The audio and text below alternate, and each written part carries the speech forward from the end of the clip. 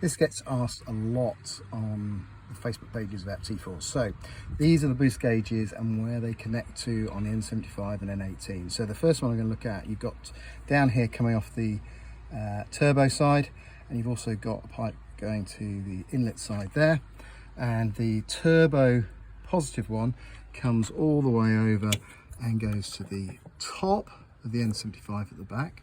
And if you look down here, you've got the middle one that comes back to the valve actuator, valve actuator, which activates the actuator rod on the turbo below, and the bottom one comes back and goes to the inlet over here. So basically what happens is you get positive pressure from the turbo, goes to the N75, and it basically diverts pressure either to the valve actuator or out straight back down to the inlet. N75 is next.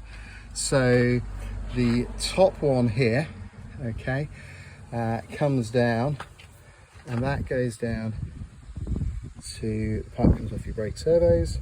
Then you've got the thicker 5mm one which comes off the next one down.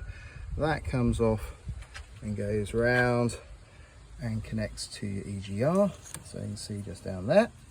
Okay, and then you've got a T-piece off the top one which goes to your anti-stutter valve there, where the other pipe comes across, you can see the top, and basically goes through to there.